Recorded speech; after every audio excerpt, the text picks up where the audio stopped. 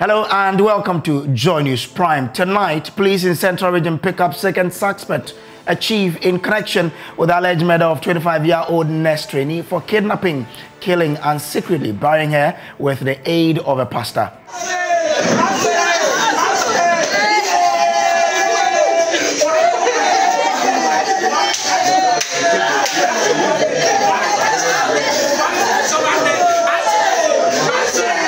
Also, Managing Director for Bulk Oil Storage and Transportation Company, BOST, fight off accusation of wrongdoing following latest findings by the Auditor General that over 19 million cedis of the company's funds are locked up with some financial institutions. Decide to invest and get a return on it, and you invested in a valid entity certified by the Bank of Ghana or the Security and Exchange Commission, how would you know whether the entity was going to go down in a day or two? And as we celebrate Ghana's first president, Kwame Nkrumah, a policy analyst says the lack of patriotism among leaders and citizens is partly to blame for Ghana's inability to deal with illegal mining. And even today, as we are celebrating Kwame Nkrumah's day, I want to say that Ghana, we must put our patriotic thinking up, because we are really betraying the country. At 7:30, Pakosi Shandorf will join us with business. The government is excited at the prospect of the YouStart initiative following the support from some local banks. These and many stories plus business and sports coming your way here on the Joy News Prime. My name is Samuel Kojo Brace. Remember that we are live on DSTV channel 421 and GoTV channel 144. We're also live on social media, including YouTube and Facebook. Stay with us for details.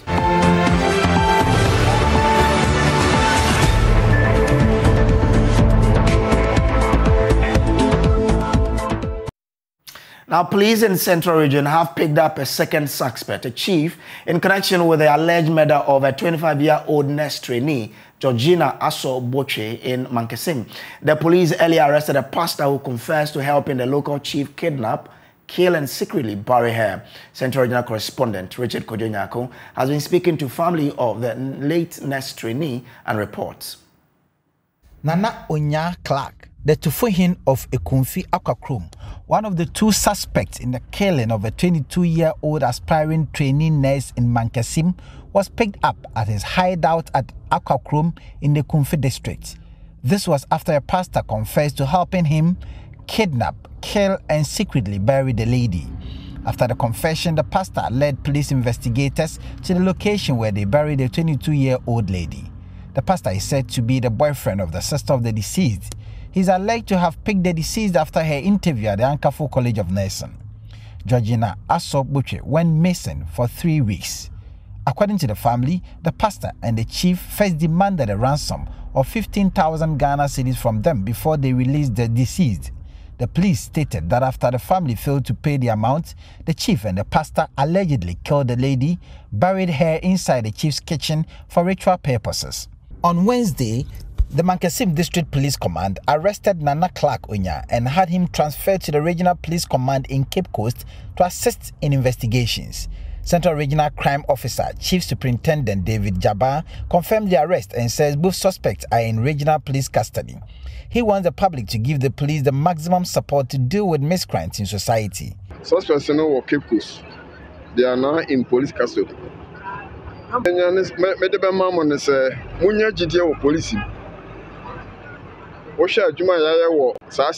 The two suspects are now in police custody. What I would tell the general public is to have faith in the police and trust that we can do a good job. You can attest to the fact that we have not slept on the job on this matter. Crime combat is a shared responsibility and not only the duty of the police.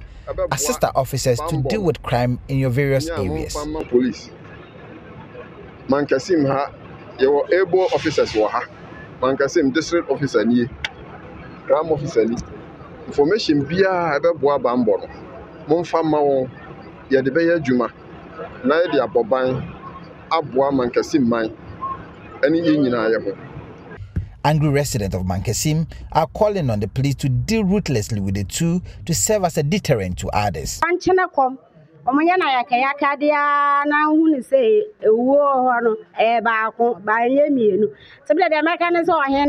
be stabbed and humiliated, and I pray the Lord deal with them.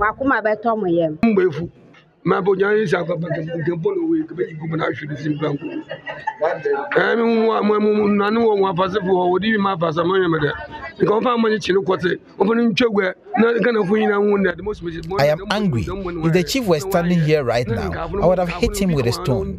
I have nieces, and if anyone does that to any of them, I won't take kindly to it. I suggest they strip him naked, tie a rope around his manhood, and parade him through the street to serve as a lesson for others.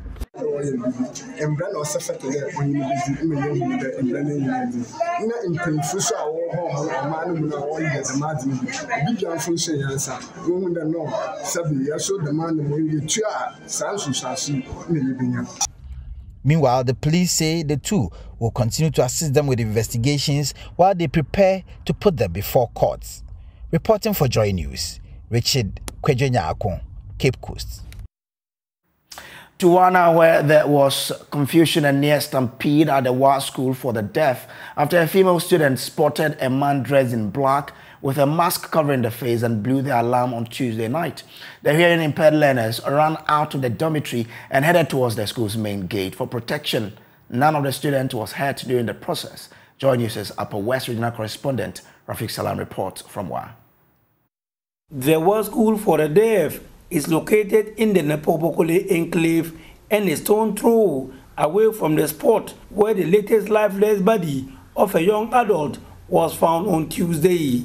Headmaster of the Wa School for the Deaf, Sylvester Bayo, revealed that a female student went behind the girls' dormitory to fetch water and saw a man dressed in black and the face covered with a mask. She quickly turned back to the dormitory and blew the alarm. Between the hours of 7:30 and 8 in the evening, that one of the student girls went behind the girls' dormitory to, according to her, to fetch water, and saw somebody dressed in black with a mask. So she ran back to inform others. And because of the recent happenings, most of them got scared, and some took off to the main gate where they believe the watchmen are always seated, so that they could get cover. The incident brought total confusion at the school as all the students ran towards the school gate to seek protection from the security men. Because of the recent happenings, they are scared, and because of that, some were running to the watchmen for protection. I think they thought that was one of the murderers that had come in. Others were running towards bungalows to get support from teachers. So of course we don't have to blame them, because nobody is happy with the situation and everybody is scared. Sylvester Bayo lamented about the low number of security men coupled with lack of street lights at the school, which they have complained about severally, but has not yielded any results. As for the street light, we have cried and cried and cried. And we think that if we had a brighter campus, it will serve us better. In our situation, when we are walking, we are using our eyes to see and using the eyes to hear. Because when we don't see, we don't hear. And when they turn the back or when the place is dark, you can't see far. So the lighting system is very necessary. But we've done it severally, appealed to stakeholders, but we've not got any help. Meanwhile, the Inspector General of the Ghana Police Service, Dr. George Akufu-Dampare, has rounded off his 3-day tour of the Upper West region. The IGP toured all 11 administrative districts and municipalities to see for himself the challenges they are facing. Whilst in the region, he sees the opportunity to interact with some residents in the region. Though the residents are pleased with his tour, they will want him to up the ante and change the style of deployment. Well, we're actually pleased he's around, but what we need most is peace. We are all not happy with what is going on in the region.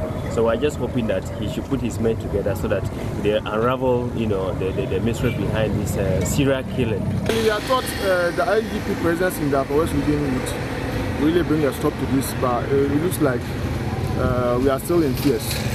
Because the day IGP reported here, but the next day we found the dead body. And most especially where the policemen are spotted at the various routes are not where the killings are done. So we are expecting that they should be posted to where the crimes are occurred, and not at the roadsides.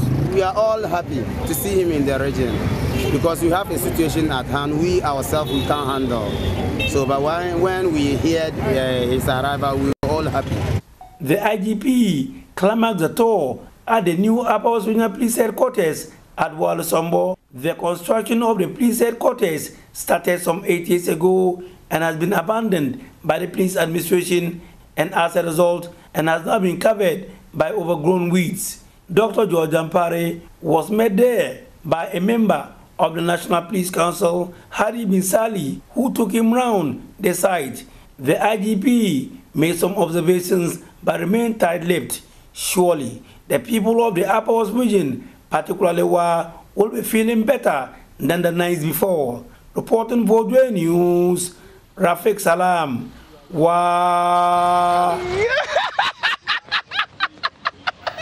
And back in Accra, the managing director for Bulk Oil Storage and Transportation Company, BOST, is arguing that there was no wrongdoing in the decision by management of the company to invest with some financial institutions, leading to locked up funds to the tune of some 19.6 million Ghana cedis.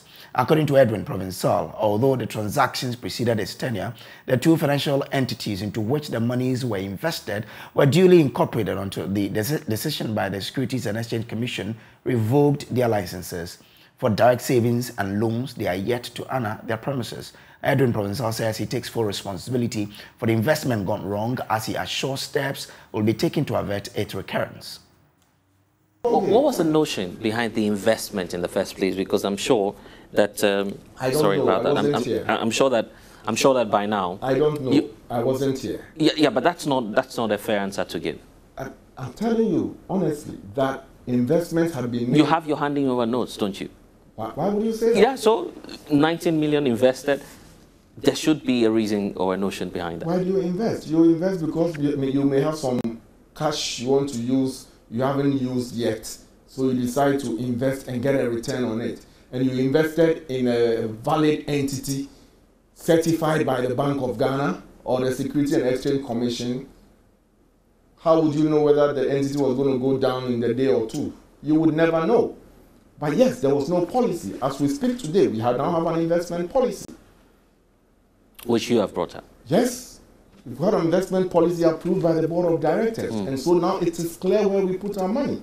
It is spelled out clearly in the investment policy. And that was the recommendation from the Auditor General. Right. So what I'm saying is that, yes, a human institution, you're on a journey, you may are not perfect. The Auditor General is supposed to come and check. When they check, they will find things, and they will recommend, and you fix it as quickly as possible so that it don't recur. Meanwhile, the Bulk Oil Storage and Transportation Company, BORC, is fighting off claims there's an imminent fuel shortage in Ghana. Some analysts have in the last few weeks predicted such a situation, citing the depreciation of the cedi as a key factor. But Managing Director for BOST, Edwin Provincial, tells my colleague Blessed Soga that BOST has at least 13 days of fuel in its own reserves, in addition to other private storage facilities. BOST system. So we have tank farms across the length and breadth of the country. And I think this morning I was referring to BOST having 13 days of storage. I meant within the BOST system. It excluded the tank farms, the products in private storage. And I think when I came back and checked, we have about almost 40 days in private storage, plus the 13 days in BOST. So we are nowhere near running out. Not at all. Not at all. In the BOST system, we have some challenges. Now, BOST used to have open credits until it was abused with suppliers And that's what led to our $624 million debt. So today, nobody is willing to have an open credit arrangement with BOST. So what we do is, in 2018,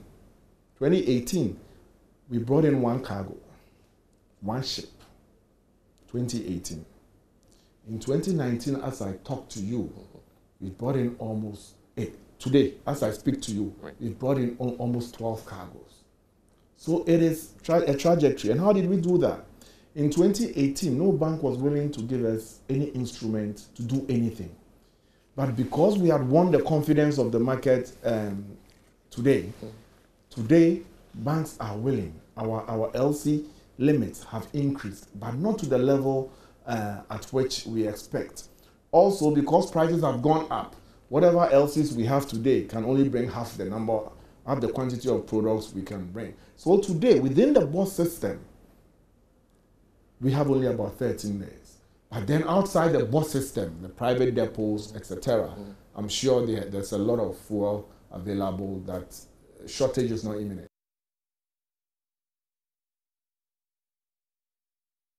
You're so watching Joy News Prime here on the Joy News channel, as well as on the Joy Prime channel. Now, an agricultural policy advisor has bemoaned the destruction of farmlands across the country as a result of illegal mining operations. A report by Love FM's Erastus Asari Donko has reviewed how cocoa farms are being sold for as low as 10,000 Ghana cedis for galamsey activities. Researchers at the CSIR have also indicated farm produce in some parts of the Ashanti region are in short supply due to illegal mining activities.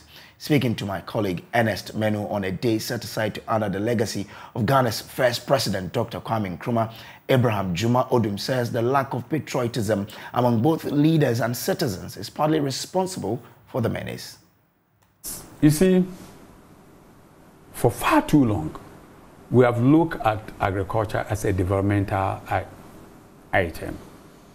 But I believe that we need to place agriculture where it has to be. It's an industry, like the IT industry. We used to have government, P&T, telephone, blah, blah, blah. But the moment it was put into the private sector, look at how telephony has gone to.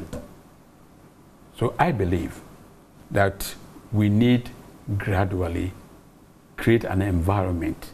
Government can do some kind of support, some kind of arrangement, creating an enabling environment for private sector to set themselves up and then trigger.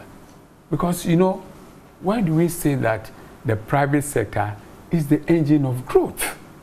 When we say the private sector is the engine of growth, we need the private sector to come and help us develop the industry. Right? So what the point I'm making is that, yes, we need to support the private farmers, but let's have it as a mindset that we have goals. We are supporting up to a point.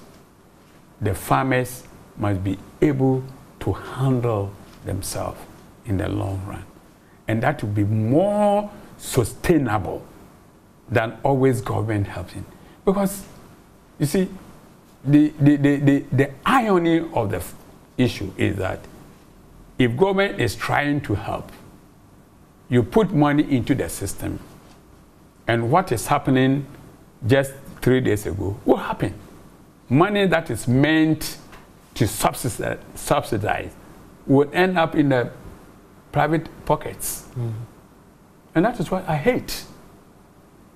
Because, I mean, how can we be so hypocritical? How can we say that we are helping the farmers? Meanwhile, what is coming out is ending in the pocket of some private people. So me, helping farmers throughout their life is something that I don't think is sustainable. What we need to do, set a platform for them, get them off. When we did the cocoa high-tech, I remember at Chufupraso, there was one farmer that I was able to set up who could buy 300 bags of asasura. And in 2003, he was the best cocoa farmer in the whole country. He didn't depend on government. He bought it on his own, because after 2001, 2002, and he saw that the fertilizer that we have brought into the system, the practice that we have brought into the system was going to help him well. The man himself went out and bought 300 bags of fertilizers to fertilize his cocoa. There was another farmer who, out of the same situation, was able to build a 3-bedroom house around Kotochi, Chufu, Timuka area. So you can see where I'm coming from. Yeah. And it's doable. You see, it's doable. Let's talk about cocoa, because you mentioned it. And you started off from Cocoa High Tech, which actually then led you into the area of rice production. When you hear today in the news that cocoa farmers are selling their farms to illegal miners, some of them say they are forced because of their activities. You have miners digging all around their farms. It makes it difficult for them to access it. Eventually, it is sold for as low as 10,000 Ghana cedis. When you hear those stories, given the work that you also started as far as cocoa production is concerned, how does it make you feel? Yesterday, I had a hard time sleeping when I read a report on the web about this issue. Japan and EU planning to boycott Ghana cocoa because of mercury. And then I read also a report from in Sawam, where chiefs and the people are saying to their MP that they don't want any community mining in there because it was going to affect their cocoa. I wept, because when we started Cocoa High Tech those days, our target was we'll give the cocoa farmer enough funds every year. And I remember I walked into a community in Chufu, Himalaya Denchira those days, and an old man called me to his bedroom just to give me a testimony, a physical testimony. He said, sit on this bed. When I sat, it was Vono. You have made it possible for me to sleep on Vono. All my life, I've never slept on Vono. For me, if we are doing this to our cocoa, then I don't know where we are going as a nation. Let me ask you a question. Galamsey, how much is it given to the country? Cocoa, how much is it given to the country? Apart from the fact that cocoa is giving so much, cocoa is affecting so much life in Ghana. So are we as a country going to sit down for Galamsey to win over cocoa? Ah, God. Our ancestors will never forgive us. So Cocoa's chief executive and his people, they should sit up. I think this is the time they need to talk to the cocoa associations that are springing up, so that together all of us will bring our minds there. Because cocoa is our heritage. Unfortunately, Ghana and Africa, we've been schooled out of learning our history. And that is why all these things are happening. If you don't know your history and you don't know your geography, then you don't know where you're coming from. And even today, as we are celebrating Kwame Nkrumah's Day,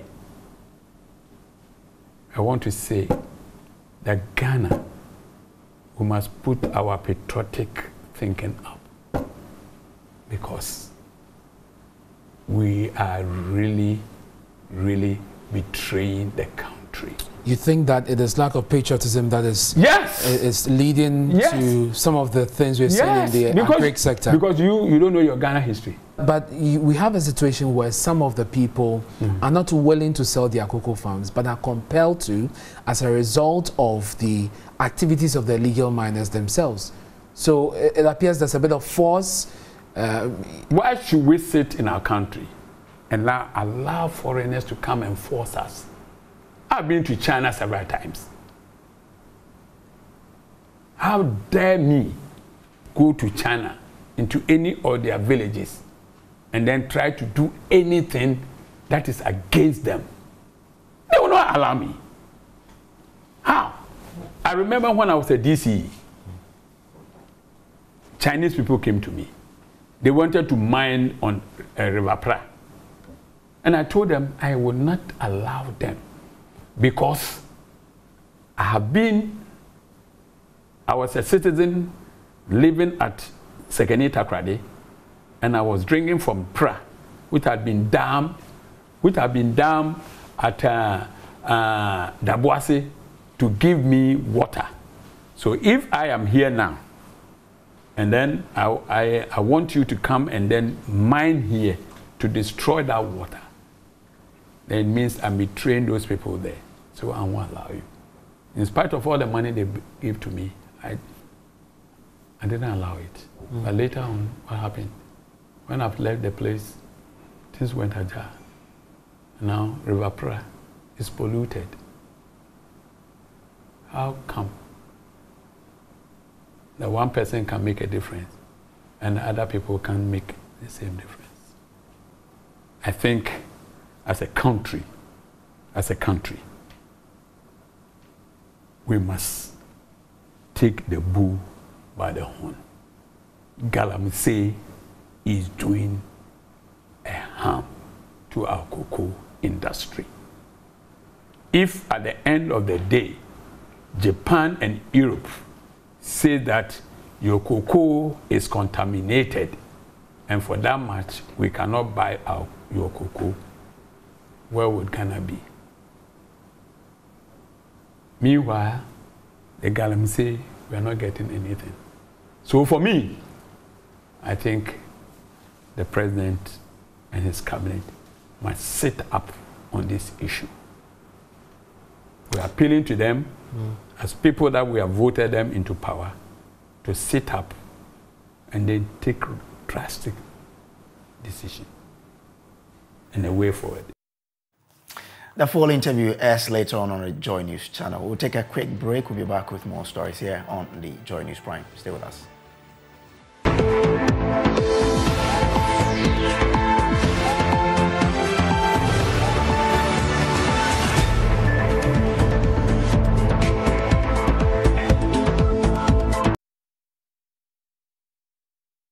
Welcome back from the break. Now, Vice-Chancellor of Lancaster University has underscored the importance of transnational education in addressing global challenges. Speaking at the Safe Congregation of its undergraduate program in Ghana, Professor Andy Schofield said it remains the most viable way of bridging the developmental gap and ensuring equity. In view of this, Lancaster University says it is committed to providing world-class degree programs to pave way for all of its graduates. The university provides a degree in Ghana delivered by exceptional academic staff with outstanding student support, scholarship and family-friendly experience. It is the only British university campus in the sub-Saharan Africa and provides a lot of quality education. There's more in the following report. For over 50 years, Lancaster University has been providing world-class education to students across the world. Out of over 120, the university has been consistently ranked in the top 15 of all 3 United Kingdom league tables. It is also highly ranked in international league tables, such as the QS World Ranking. The graduation class of 2022 was presided by the Lancaster University's Vice-Chancellor, Professor Andy Schofield. He said Lancaster University remains resolute and determined to open up to the world. I remain very proud that Lancaster is the first British university to establish a branch campus in sub-Saharan Africa. And we did so in partnership with Transnational Academic Group, and we are extremely grateful to its founders, Mr. Rakesh Wahi and Mr. Zafar Zadiki, for approaching Lancaster University and for sharing our vision of providing high-quality university education. British High Commissioner to Ghana, Harriet Thompson, said the collaboration between the two institutions strengthens the relationship between Ghana and Britain. The UK government, the British Council and the British High Commission are proud of this programme. It strengthens existing higher education systems, it builds partnerships across oceans, and my personal favourite reason, evidence has shown that this programme helps to bridge the gap between employment for men and women. According to the Provost of Lancaster University, Ghana, Dr. Emmanuel Atta, the academic achievements of the university is unmatched and offers the best of education for students in the country. If I have ever believed in the Lancaster University Ghana's dream, the personal experience as a parent has given me an even greater impetus to admonish parents, guardians, and well-wishers gathered here that this university offers the very best that you could ever imagine for your world. Kwesi Buzia is an old student of Lancaster University, Ghana. He used the opportunity to advise the graduates to dare to succeed with their training. My first piece of advice for you is to dare to be bold. In today's competitive job market, it's easier to come by opportunities if you can be the Jack or Jill of multiple trades. Immaculata Mensoma Ibe was adjudged the most meritorious student in the cohort. She received the Chancellor's Medal. There were many ups and there were many downs, as adjusting became strenuous for a vast majority of us, especially those leaving the comforts of their homes for the very first time. Fortunately, we persevered.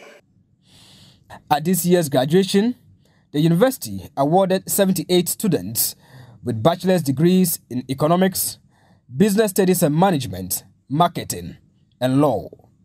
The cohort has students from various countries such as Nigeria, Gabon, Ivory Coast, Congo, India, and the United Kingdom.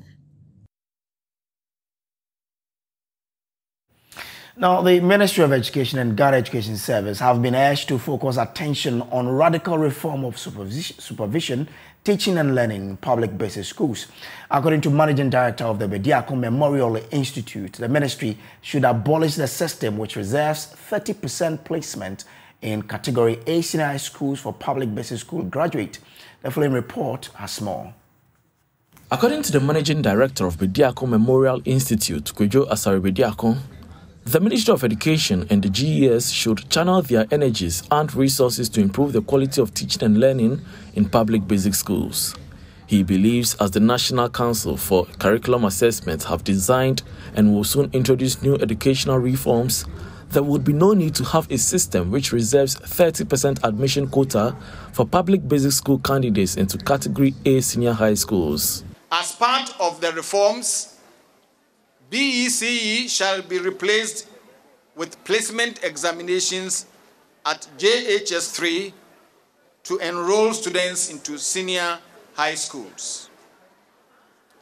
It is my submission that the Ministry of Education and the Ghana Education Service should focus attention on and channel their energies and resources into radical reform of supervision, teaching, and learning in public basic schools. When we have such reform, there will be no need to have a system which reserves 30% admission quota for public basic schools candidates into Category A senior high schools. The special guest of honor, Faustina Alimatu Brahma, Director of Education, Ewutu Senya East Municipality, in her address, highlighted the need for a balanced education which allows for participation of private entities. I can relate to the contributions of this great institution to education delivery in numbers in today's Ewutu Senya East Assembly. In fact, this municipal provides pre-tertiary education to over 83,000 learners through both private and public institution pathways. Bediako Memorial Institute is an active player in the private pathway that is presently taking care of 1,070 learners. Prizes were presented to deserving pupils and students who had academically distinguished themselves, as well as teaching and non-teaching staff for their dedicated service. The anniversary was themed 20 years of quality education through excellence and integrity.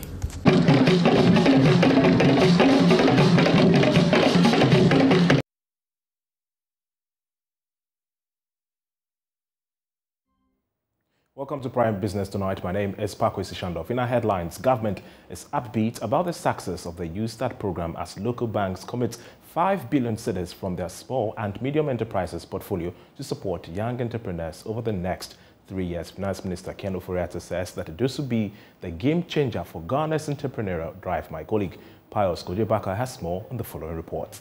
According to Finance Minister Ken Ofori-Atta, this package couldn't have come at a better time as government prepares to receive the delegation from the International Monetary Fund into the country to begin negotiation for an economic program. Speaking to Joy Business on the sidelines of the signing of a memorandum of understanding with participating financial institutions for the YouStart commercial component, Ken Ofori-Atta said the agreement with the banks will go a long way to support entrepreneurs gain access to capital to enhance their businesses. Yeah, I mean, I think the issue of creating an entrepreneurial stage is really fundamental to Ghana having a robust and sustained economy. The numbers of our population and the youth bulge is real. It is quite clear that you can have a nation in which the public sector can absorb this level of population. So we need to create a system in which people can be trained, can be entrepreneurial, and they also hire other people to move on. I mean, if you look at the population statistics of almost 37% of our people being between 15 and 35, it creates a lot of pressure. And I think it's incumbent on us to create a financial system and training and reward system that encourages entrepreneurship to take risk. And the partnership with the banks is really key to that. How do you diminish government in a way, strengthen the banks, but then risk mitigate so that they can give more resources to that? Chief Executive Officer of the Ghana Bankers Association, John Ewa, who spoke on behalf of the banks, pledged their commitment to assist entrepreneurs with substantial capital to develop and grow the SME sector. I think it's a positive development. As a nation, we all recognize that we need to help build our own. If the impact of COVID has taught us any lesson at all, it is that we need to have a homegrown economy that is owned and managed by Ghanaians. So this signing ceremony is an attestation that public sector and private sector can work together to create the value and entrepreneurship country that we've all been yearning for. So as a community of banks, we've helped the Ministry of Finance working together and designed a product that we believe will help propel businesses forward, particularly younger and smaller businesses, to move them to the next level and you know, in a couple of years later to become the conglomerates that we will all be proud of. In all, 10 participating financial institutions signed the MOU to increase their SME portfolio of 5 billion cedis to support young entrepreneurs over the next 3 years. Meanwhile, government is expected to officially launch the YouStart program in November 2022. Now, the Ghana Investment Fund for Electronic Communication, GIFEC, together with GIZ, has climaxed its digital skills training for entrepreneurs. Speaking to journalists after the climax and graduation ceremony at Chibi in the Eastern Region, Deputy Administrator of GIFEC, Eva Andopoko, explained that this will boost the operations of businesses. Here is a report. Partnership with the German corporation GIZ, the project seeks to strengthen the digital capacities of women and youth in utilizing information and communication technologies to build and expand businesses while making them ready for the job market. The Ghana Investment Fund for Electronic Communications, GIFEC, has so far trained about 2,500 youth and women in this initiative across 40 selected community ICT centers in 8 regions of the country. Deputy Administrator for GIFEC, Eva Andopoku, speaking at the graduation ceremony for participants in Chebi, hinted that similar projects will be rolled out to benefit more people. Are in a digital era, and hence it's absolutely necessary that we leave no one behind, especially after the aftermath of the COVID. We realize that everywhere you go, people use ICT to communicate and do all sorts, and is actually proven to be a source of economic development in various countries and globally, if I should say. Speaking on behalf of GIZ, Stephanie Huber highlighted the importance of the project to the growth of local economies. The digitalization of the Ghanaian economy provides a huge opportunity for the country to leapfrog the provision of efficient public services such as health, education, revenue generation, creating of new jobs for the growing unemployment youth, protecting human rights and freedom.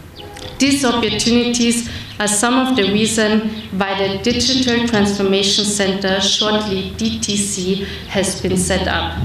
Its goal is to provide the support to the digital transformation agenda of Ghana. Some beneficiaries also share their experiences on the training program. Through this training, I've been able to understand how to interpret very large amount of data. So I would recommend this program for everyone. If you hear it, make sure you register and come and be a part of it. We were taught so many things. We were taught how to open a Facebook account, how to open a WhatsApp business, how to hack your own phone, someone's phone, and how to unhack, so many things. The team from GIFEC paid a courtesy call on some chiefs at the Ofori Fie to seek for traditional blessings upon the initiative before the ceremony. Now, scores of Ghanaians have taken to social and traditional media to commemorate this year's Kwame Nkrumah Memorial Day. Many are eulogizing his visionary leadership. Ghana's first president, Osagyefo Dr. Kwame Nkrumah, has widely been described by many political pundits and connoisseurs as a distinct African leader and an unparalleled Pan-Africanist. Let's now hear excerpt of some of Nkrumah's speeches and a resounding comment he made during his political endeavors. We still have you in our heart, just as the river flows deep into the sea. We will forever remember you for your work that you did. Though you wish to have been with us, but we still remember you. We have you in our mind. Then myself personally, I would like to achieve all that you wanted, if not all, at least something that I wanted to do for Ghana. If I get the opportunity to be in leadership, I'll follow your principle. That is the self-government now. I won't wait to the future, and I'll put in all my possible best to do that for you. I wish you happy birthday, the first president of Ghana, Dr. Kwame Nkrumah. My respect to you. I caught up with former CEO of Ghana Gas, Dr. George Sipayanki, who feels Ghana's first president has not been celebrated as expected. He describes Osagyefo Dr. Kwame Nkrumah as an institution. Whether we like it or not, Nkrumah was the first prime minister of this country, the first president of this country, and Nkrumah, it's an institution. It is by virtue of the work of Nkrumah that Ghana has become what it is now. We are enjoying a lot of investment, development that Nkrumah made some 60 years ago. Now, look at Akosombo, for instance. If you didn't have Akosombo, still you'll be struggling for power. You shall have power problems. And the man came with a vision. He's such a visionary. Look, listen, I'm not demeaning anybody. If all the subsequent heads of states who came to power had a vision of Nkrumah, we shall not be where we are. Kwabute, a resident of Nkrofo, shares in the thoughts of the former CEO of Ghana Gas. He believes the previous government administration has failed in developing the hometown of Osagyefo. First president of Ghana, and you go to his hometown, even a road linked from Eziema to Nkrofo, you cry. You cry. So I don't know what is happening. That leaders who fought for Ghana and making sure Ghana gained independence under his leadership. And then when the road linked to his hometown is deplorable. Very bad road network. So I don't know what is happening. But as an Nzema, I'm saying that it's a plea that leadership, they should come to the first president of this republic and then making sure that they repair their roads and then making sure that they do something. Though the Nkrumah's hometown is the district capital, but I can confidently tell you that it doesn't deserve, because there are no development. Even nothing shows that Nkrumah hails from Nkrofo. So we need to do something about it. Nkrumah is someone who is selfless, who is competent, who served Ghana and fought for independence. So I think we can even use the whole week to celebrate Nkrumah. Yes, so we are here. This is Osajefo Dr. Kwame Nkrumah Museum, situated here at Nkrofo. We are here to find out where Ghana's first president is now. This is where his tomb is. Where we are currently is Nyanebe's kitchen. You know, Nyanebe is Nkrumah's mom's name, you know. So as I said earlier, this is where the mother lived. So the mother was here. This is where he prepared fruits and all that. The mother too was a fishmonger, so he smokes fish here, takes to the market during market days. And so when she fell into labor, they were trying to take her to the living room where they live for her to give birth to Nkrumah. But then on her way going, she couldn't get to the place. So she delivered Nkrumah on her way going. Okay. So this is where she gave birth to Nkrumah. Okay, but let's look at the kitchen. So we want to look at the kitchen.